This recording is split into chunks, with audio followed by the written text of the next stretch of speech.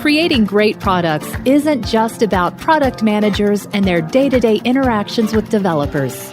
It's about how an organization supports products as a whole, the systems, the processes, and cultures in place that help companies deliver value to their customers. With the help of some boundary-pushing guests and inspiration from your most pressing product questions, we'll dive into this system from every angle and help you think like a great product leader. This is the Product Thinking Podcast. Here's your host, Melissa Perri. Hello, and welcome to another episode of the Product Thinking Podcast. Today, we're joined by Ying Chen, who's a general manager, chief product officer, go-to-market strategist, and public speaker experienced in leading VC-backed startups, scale-ups, and global public enterprises. We're going to be talking about what the critical skills are in today's fast-paced technology world and how product leaders need to step up and take ownership over the business.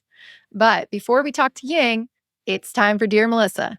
This is a segment where you can ask me any of your burning product management questions, and I answer them every single week. Go to dearmelissa.com and drop me a line. Also, I do prioritize the voicemails, so leave me a voicemail so I can hear all your beautiful voices. Let's look at today's question. Dear Melissa, I have a product owner role, but my boss sees me as a release manager. I feel more like a project manager, and honestly, I don't feel like I am growing in my career. While execution is important, staying only in the delivery portion of the delivery process makes me feel like a scrum master that writes tickets. Any advice for me, please?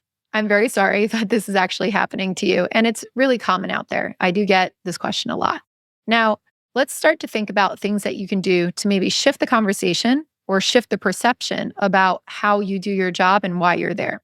What can you do to shift the focus to outcomes and questions about why you are building the things and not just what you are building?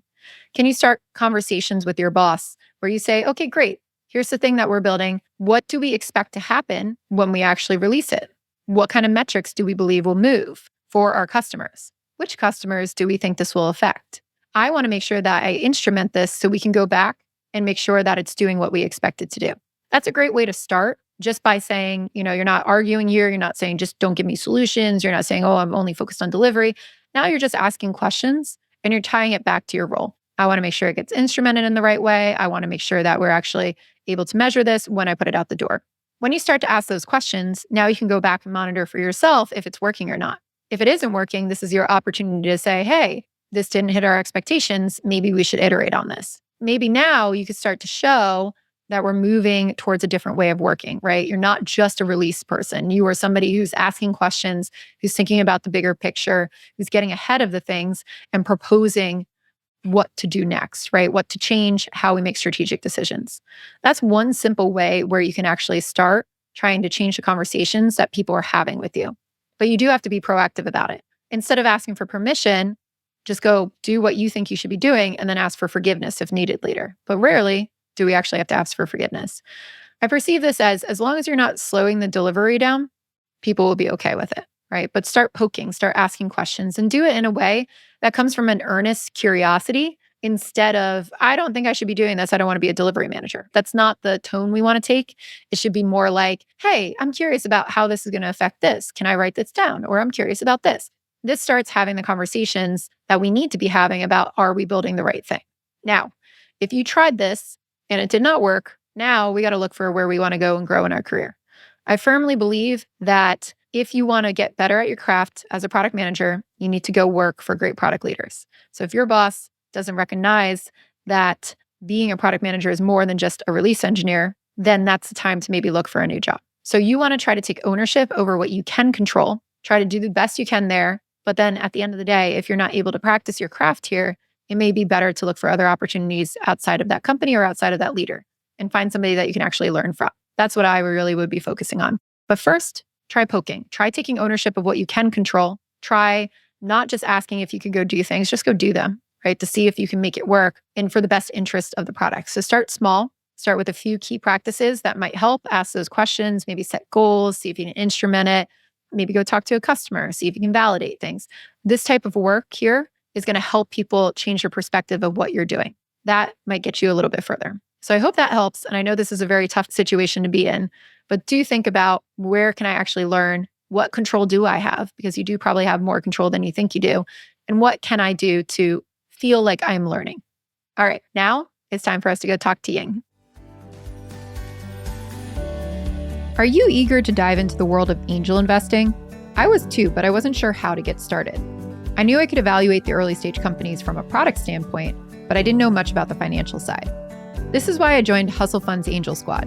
They don't just bring you opportunities to invest in early stage companies, they provide an entire education on how professional investors think about which companies to fund.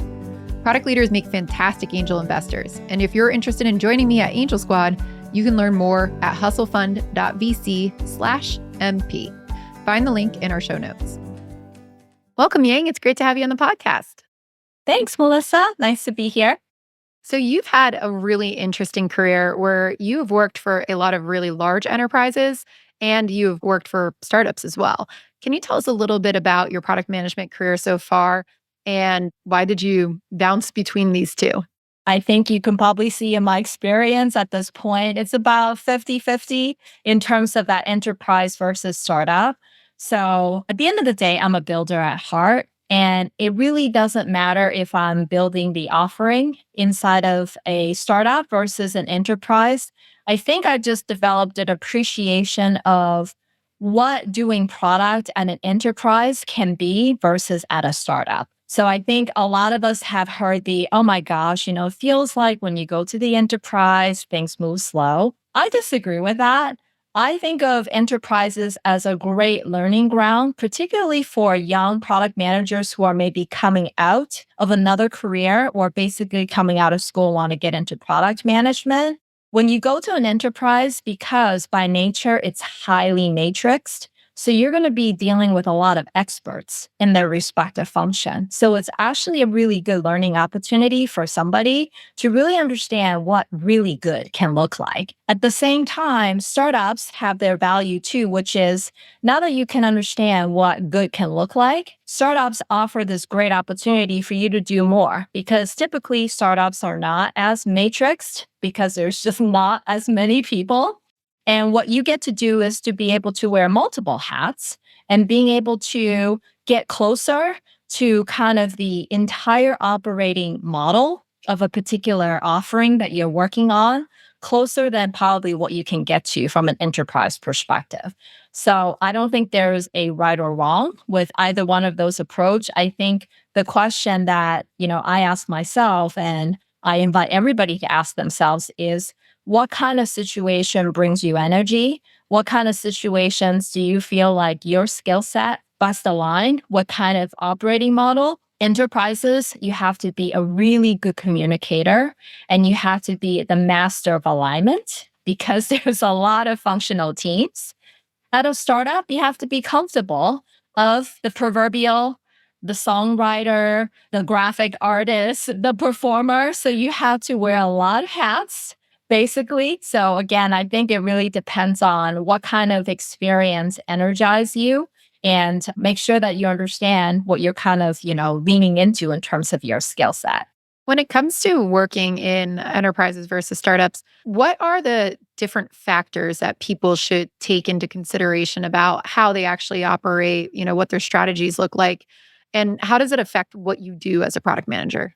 Yeah. So again, I think it leans into where are you in your journey as a product leader, right? So having been somebody who kind of started my career journey in the context of an enterprise, I have found that to be a really helpful experience for myself where coming new into product, you don't know what are all of the different ways in which you need to kind of interact with the different teams within an organization. So when you go into an enterprise, again, it provides a really great learning opportunity for you to be able to understand, wow, you know what? These are all the different functional areas that product can collaborate with and learn some real specialized skills around how people do marketing, how people think about go-to-market, customer success, sales enablement. So being able to explore and understand a lot of these really highly specialized roles within an organization.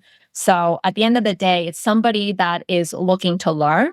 If you're somebody who already have been in the product management profession for quite some time, you're looking for more autonomy and you're looking for more opportunity to have accountability in some of these areas above and beyond being a participant. For example, if you want to own the end-to-end process around pricing and packaging, as a product person, you can probably create more of an impact when you go to a smaller startup than maybe in the context of a large organization where they have specialized functions to do that. I think that's the kind of trade-off decision that this individual has to make, as well as, again, keeping in mind what skill sets do I have right now? What am I looking to learn? And how can I show up best in each one of these environments where, again, change is going to be the constant. You still have to act very agile in your fashion. The difference being, are you somebody who is into alignment, a really strong communicator, or are you somebody that prefer to be more focused in terms of how you want to approach product? I always try to tell people too, I don't think there's just one model as a product leader. You could be a really good like 0 to 1 person type founder and be the product leader that way. You could take over from a founder and do the first early stages of the startup, right? Scaling. And then we've got scale ups and then we've got enterprises. And I think the leadership and the skill set for each one of those is very different. Where, early days, you're all about experimentation and product market fit and kind of dealing with chaos, let's say. And then as you scale and you get into the enterprise, it's about taking the chaos and actually making it not chaos, right? Figuring out how to put in standardized ways of working and processes and strategies that actually scale us in deliberate ways, right? It's more about optimization as well. And I find that a lot of product leaders out there don't think that way. They think like, oh, I just have to keep going to a bigger and bigger and bigger company. And that's what success looks like. And I'm curious for you, like you were at HubSpot, you've been at Covetrus at these, bigger companies, and now you're at a smaller startup. Did you look at your skill set and say like, I want to go small for a reason? Like what was the push where you were like, I've done super C-level leadership stuff at these big companies. Why go small now? Thank you for the mentioning on this concept of product market fit. So what energizes me about startups is getting to that point where you're like, oh, wow, I see this really great opportunity. We're fighting against the clock to get to that product market fit, that 100th user or that 1 million ARR, whatever one comes first. You're really trying to get to that product market fit. And the whole experimentation, the build, measure, learn cycle really energizes me. So I'm somebody who, by training, because my undergraduate study was in psychology, so experimentation is like in my blood. So I love this concept of constantly experimenting, iterating, asking questions, formulating hypotheses. So I think that that's what energizes me about startups, because there's so much uncertainty and you really can't get to the answer unless you have effective experimentation. In the context of a larger portfolio, and this is where you and I probably have had very similar conversations with our team, which is, hey, you know what? The good thing is we have customers, and the bad thing is we have customers. So this makes innovation that much more challenging. And I think what has become energizing for me is when you go to these larger organizations that have built a portfolio of offering that leans into their current product market fit, you need to kind of think past where you are today, because at any given moment, a change could come, such as generative AI or whatever the case might be, that basically rock the core of your business model, or COVID, right? I mean, it doesn't have to be technology. It was like COVID, right? Or depression, whatever the case might be, change comes and it comes fast. And you as the leader of a portfolio in a large enterprise, your job is to look past where you are right now. And then again, putting on your experimenter hat, always be ahead of the market and thinking about, okay, so who is playing in our space right now? Or who is actually closer to what we're doing, but they're not doing the same thing? And then how would they change their playbook so that they're not competitor today, but they may be a competitor tomorrow? As well as, okay, so the technologies or the value proposition that we're pursuing assumes our lead user's job hasn't changed. How is their jobs kind of changing? So I lean back into, I think HubSpot recently launched the RevOps, sort of the ops hub.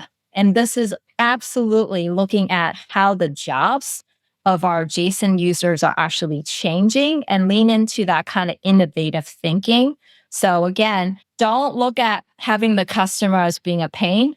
It always feels hard to kind of innovate when you have customers. But at the end of the day, the same kind of concept, the same agility that you need to have mentally around startups trying to get to that product market fit, you need to do the same kind of thinking at that portfolio level, and then always look for opportunities to figure out, is it an adjacent market pivot or is this a complete new product market kind of pivot? So I think you have to really enjoy experiments. You have to lean into uncertainty and actually enjoy the process of, making sense of experimentation and uncertainty.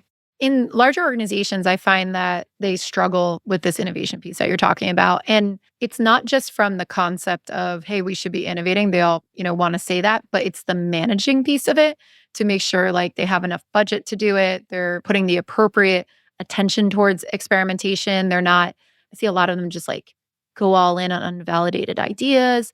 When you were at larger companies managing a portfolio with innovation, how did you think about that? Or can you tell us an example of how you experimented, like how you baked experimentation in, how you encouraged innovation, and then how did you logistically plan for it to make sure it didn't get overshadowed by all those revenue generating products you also had to manage? I think that this is where I tend to lean very heavily into lean startup as kind of that framework, and always coming back to this concept of a minimum viable product. And by the way, it's actually not a product. I think the name itself was kind of misleading, but essentially it's representing an idea. And typically it's a business model. And I think that that's what people forget. They keep thinking that it's about me building something as opposed to you're really testing the value of this thing that you're trying to deliver into the marketplace. So I think there's two dimensions. How do you create an MVP in the least amount of build required? So again, the great Wizard of Oz, right? So what are the things that you can basically get away with maybe configurations or even just concepts on a piece of paper? Leaning into your customer advisory board, or maybe get a couple of best partners in the ecosystem. Again, we're kind of talking about large portfolio innovation, right? Like your partners are amazing at helping you kind of scale that kind of testing and understanding, because they're also feeling out the market on your behalf. They're also listening to what's going on. So again, thinking about MVPs, pick a couple of partners maybe in your ecosystem to be able to kind of talk about what are some of these things that we can run together where we're co-delivering this value proposition. We're trying to test out this value proposition. And the last thing that I will add to this is a lot of organizations, to your point, they're committed to innovation, but they're stuck on the playbook that got them here. So if you continue to do incremental plays, leaning into your current go-to-market, there's no chance that you're going to be able to effectively go after a whole different market, because by definition, you're being disrupted, not because you are doing something that you've always done. You're being disrupted because somebody's doing something different that you've never done before. And so I think the temptation that organizations fall into is, oh yeah, I support innovation. We have this lab going. The idea was validated, but we're going to use the existing go-to-market or whatever structure to execute on that. That is a mistake. We need to make sure that you have the right play for the right approach that you want to take and not lean into what you have today. Because again, what got you here might not be what you need to get you to the next level of where you need to go. And that's the same for startups, but that's the same for enterprises. So don't use what you did to get here and think that it's going to work for a whole different kind of market. That's my advice, and I'm sticking to it. I think it's a very solid advice. One other thing that I've seen with product leaders, they have a little bit of trouble with, CEOs have trouble with this too, honestly. But I've got two types of companies, right? I got the one that's like, I'm going all in on this new innovative idea I have that's not quite validated, but like, we're just going to put all of our resources in it and like ignore the cash cow over here. Then on the other side, I've got the people who are like, I'm only going to do this cash cow and I'm going to ignore all the innovation things. Like, yeah, sure, go experiment, but we're never going to invest in it. Logistically, Are you doing like a portfolio approach where you're going, oh, I'm going to always have like 10% of people in innovation? Are you waiting for people to come pitch you ideas? Are you coming up with innovative ideas as an executive team and deciding to fund them? Like, how do you think about balancing that so you're not swinging one way versus the other? Yeah, and I think that this is where how enterprises approach this is going to be different than how startups approach this. When you're at a startup, you don't have the level of resourcing because you don't have that customer buffer the way that an enterprise might have. So you have to have an incredible amount of focus, right? And then this is where there's a temptation to be like, okay, so if we have to bring focus, it's either one thing or another. We either go after the big thing and put 100% of our eggs in that basket versus like, okay, so how do we keep growing this thing that, to your point, the cash cow? I think it's really more of an experimental approach, which is you need to kind of get to that build, measure, learn cycle around the new things before you actually allocate hard resources against it. So what I would say is allocate maybe at least 10 to 20% of your capacity to really experiment and asking your team to think about what are the ways in which, by the way, either new disruptions or how your existing value proposition can get affected. So that's something that we're doing right now, which is Quantive. We are the leading platform for helping organizations scale their strategy.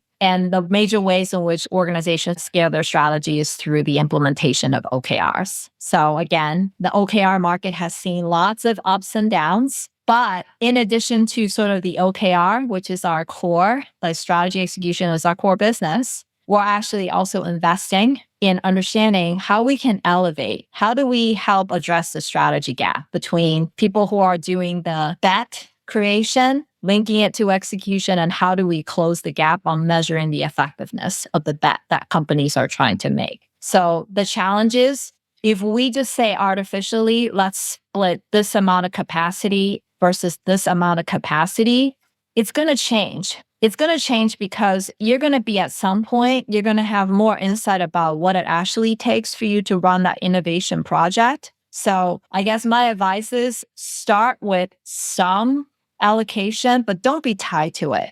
Be a little bit more flexible as you decide to realize, hey, you know what? The innovation track that is not about existing is actually consuming more of your capacity.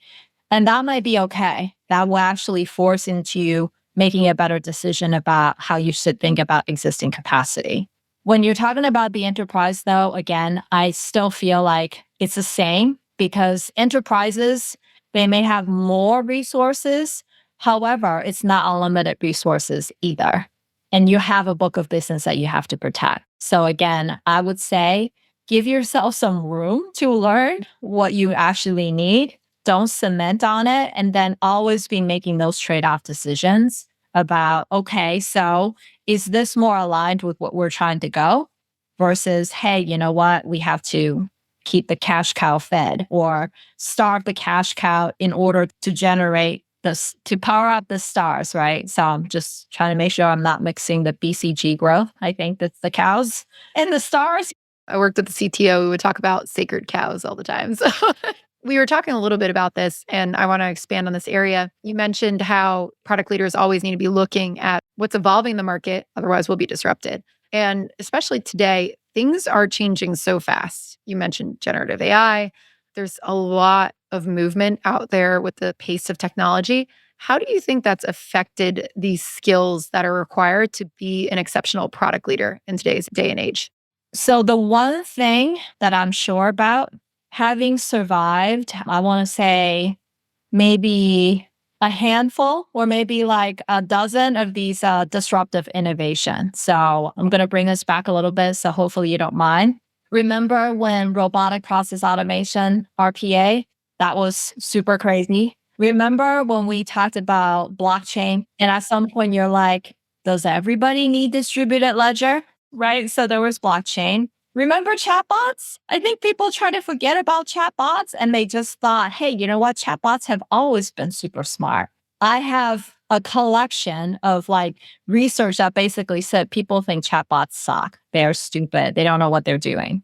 So here we are, generative AI. By the way, last year wasn't the first time generative AI has been around. Generative AI has been around for quite some time too. Remember when we talked about, hey, it's cute, it can make pictures. And then we're like, that's Hollywood. That's their problem. Until, hey, by the way, my grandma's using ChatGPT. So I'm going to go back into the foundations of product management, which is really understanding what is the problem you're trying to solve for and why. Why is it interesting for you to solve for that problem? Because technology will come and go. Generative AI today, something else tomorrow. I don't even know what the technology is going to be. But what I do know is at the end of the day, it's the PM's job to really understand how does that kind of help enhance the experience that I'm trying to deliver for the personas or for the jobs to be done I'm trying to do here. How does that actually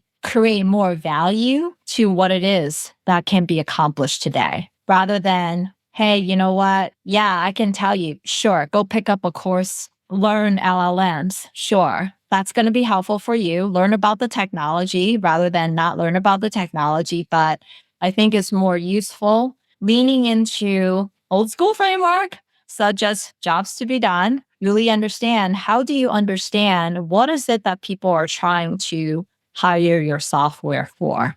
Good old behavioral research, which is developing empathy and an understanding of the context of which your users and your buyers are kind of coming from. And then being able to lean into those skill sets in terms of understanding how does new technology or new things is going to fit into the current business model that you have. So again, I would say lean in more on developing your market side of the brain first, and then maybe learn about the technology second, because then I think you'll see the places where it fits and the places that it doesn't. Going back to our point about does everybody need distributed ledger? God help us all. I don't think so.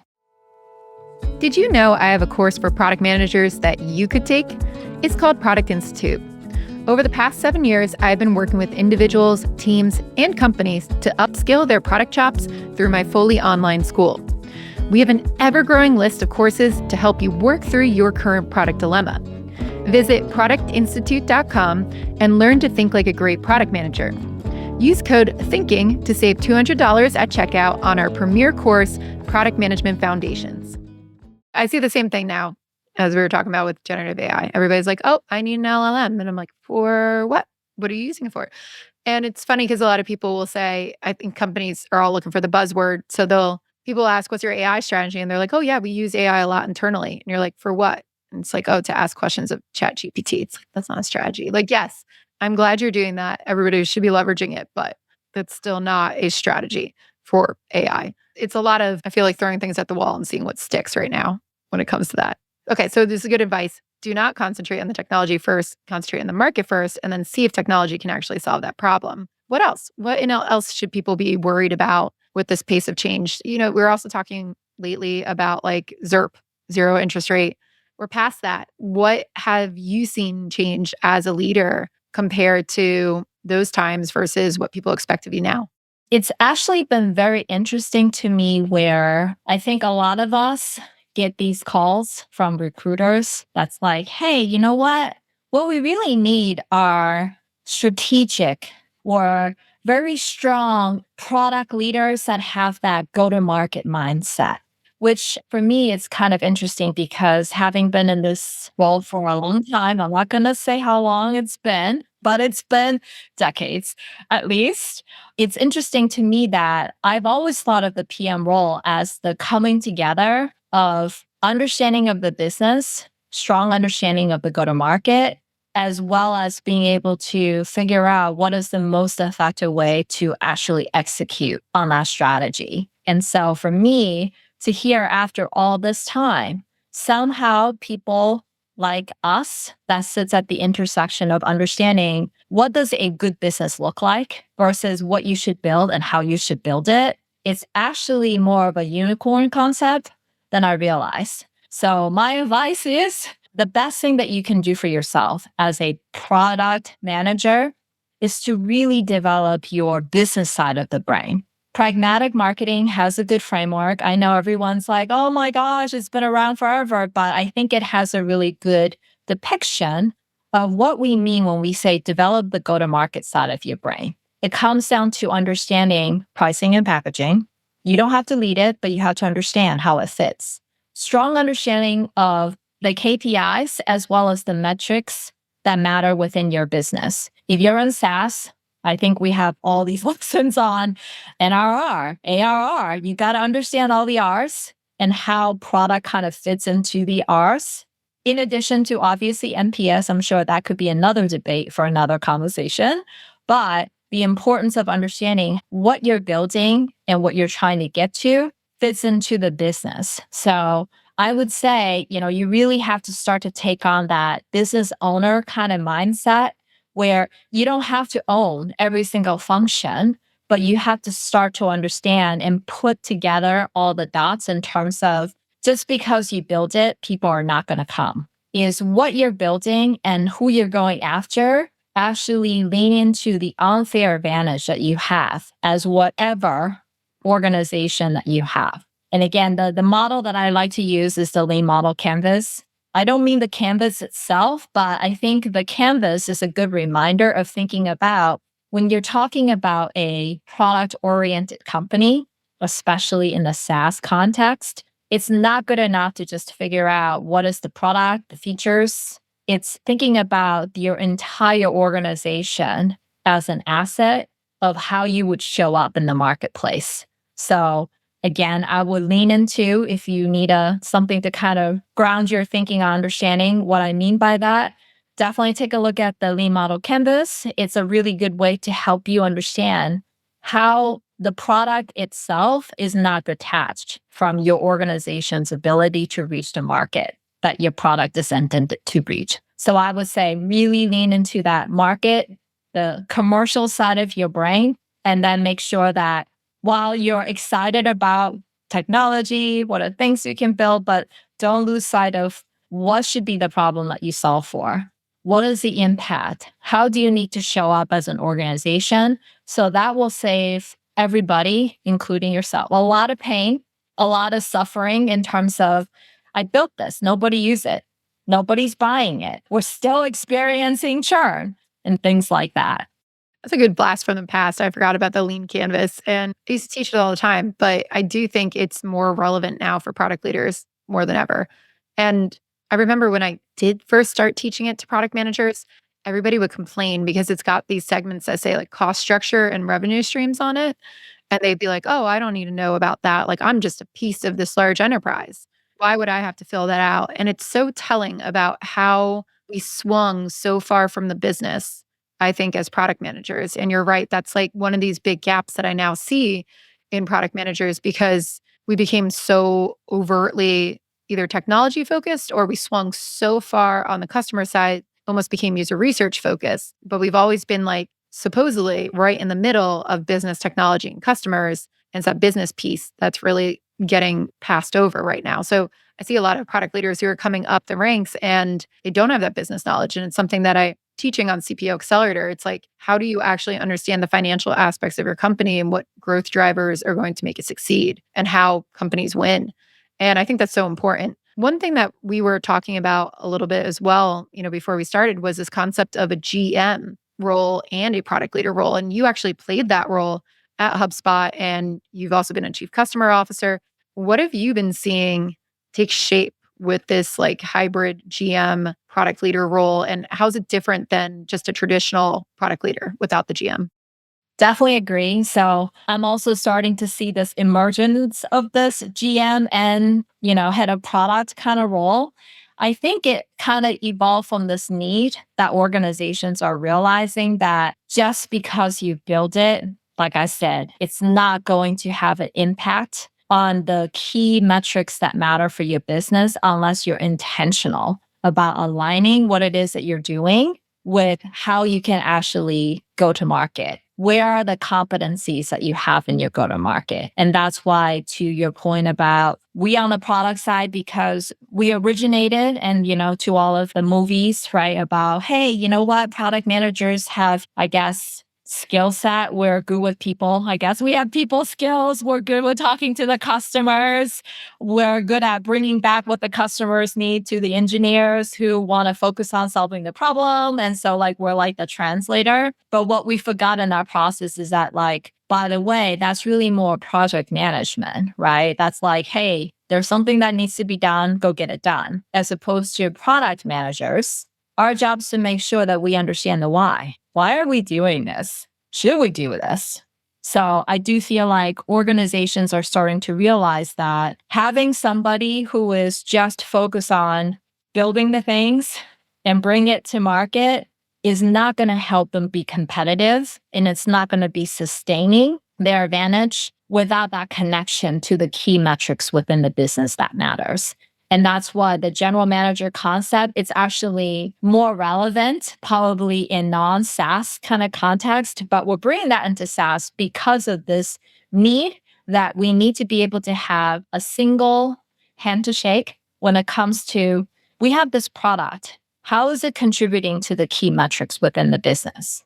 How is it contributing to our ability to add more revenue? How is it contributing our ability to maybe expand existing revenue? How is it helping us to drive stickiness of the platform and things like that? So I think organizations are starting to realize that more than just the chief product officer that can basically take what we need to do from the customer base and doing that user research that you kind of talk about, translating into needs and requirements into somebody who is able to really play at the middle of understanding the business, what is our go-to-market competency, and marrying a portfolio that leans into the competency of where we have go-to-market. So I'll just give you an example. So I think a lot of organizations want to go up market.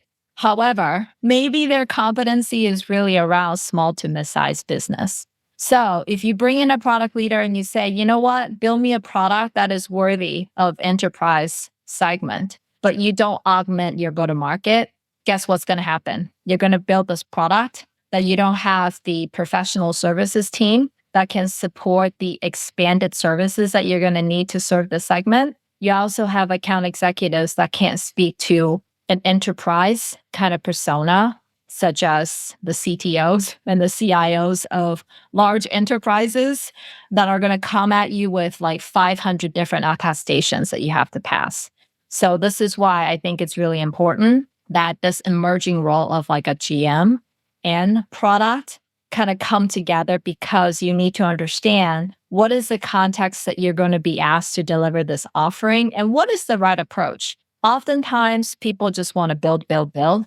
As product people, we love building, but we need to be thinking about the business and really seriously consider build, buy, and partner. So I would say that's also another different differentiation, by the way, between enterprise and startups, because enterprise, you don't have the opportunity of being singularly focused in one niche area that you're gapping in your business. So you really need to pull yourself back and think about build, buy, partner. When you describe the GM role too that we're talking about, a lot of people do see GMs as the CEOs of their business lines. And one trend that I've been seeing a lot lately is that, and especially SaaS companies, a lot of CPOs are stepping up to be CEOs in the next SaaS company.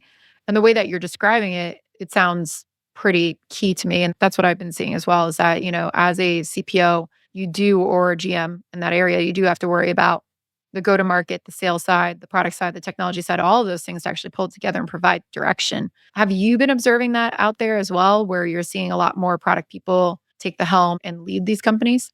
I think so. And this is where the trend that I'm seeing, especially in sort of in the startup world, there is a lot of this kind of CPO to CEO route, actually, as sort of the evolution of the role. And then at the enterprise level, that's where you're starting to see this GM and head of product role, where you have somebody who might be the GM of a division within an organization, but also have full accountability into the product creation process. So I do think it's the same trend. We're just seeing it manifested in two different paths. So absolutely, it brings me joy to talk about CPOs as the new CEO rather than sort of like, because again, it's very similar to the COO role. When you're talking about SaaS organizations in particular, the product role is very similar to the chief operating officer, because in order for you to deliver an offering from a software perspective, you need the entirety of the village. So how you show up in pricing and packaging, how should you think about FP&A? How should you think about contracts? How do you think about selling? How do you think about support? How do you think about marketing? So I do think that it is a emerging trend. I think it's just manifested differently depending on startups versus enterprises. If people want to start to look into becoming a product leader and then hopefully eventually a CEO, what do you think are the biggest things holding people back today? I think the challenge is, especially if you're kind of coming from the traditional, I don't even know what traditional is, but like I think the more prototypical definition of like product, there's almost like, oh, you know what? You don't have to worry about sales and marketing. That's not your job. You don't have to worry about it. And yet every time, I don't know if you hear this, but I hear this a lot from both my teams, my colleagues, and also people that I mentor, that it's very hard to go to the next step from a leadership perspective because they get this feedback that they're not strategic enough. So as all of us know, it's like, wow, how do you react on, well, how do you process that feedback, right? You're not strategic enough. And then it goes into this other discussion around, executive presence and whatever the case might be. So I think this is getting at the fact that when people say, you need to be more strategic. So if you want to go on this CPO to CEO or, head of product to like GM-ish kind of track, being strategic means that you have a strong understanding of how your business works. So that means you're in tune with those key metrics that matter, understanding how what it is that you're doing contribute to those key metrics, and then having an active role in involving yourself with your partners. Because remember, if you're a large enterprise, it's likely very matrix. So you're going to have a sales partner and a marketing partner that you need to align with. At a startup, again, you have a little bit more shaping that you can do. But again, it still requires alignment. So I would say, buckle up. Those things that we used to ignore on the lean model canvas that you're like, I don't really need to. Be prepared to educate yourself. You can take courses. You don't need an MBA. I know I probably just made a lot of schools angry, but you don't really need an MBA. It's really understanding the key levers within your business. Spend time with the CFO if you haven't. By the way, they're probably one of my favorite personas in a company. You can find me talking to our finance team any given Sunday because our finance teams are amazing at helping us understand what are the key levers within the business, that this is how we look at the business. This is how we measure the effectiveness of our business. So spend time with your FP&A team. They will love to see you, by the way. I'm speaking on behalf of lots of the FP&A teams that I worked with in the past, whether it's a small company or a large enterprise, your FP&A friends want you to go talk to them. They will love to talk to you. They will love to tell you how things work. They will love to tell you about EBITDA. They want to talk to you about CapEx, OpEx. They want to talk to you about revenue.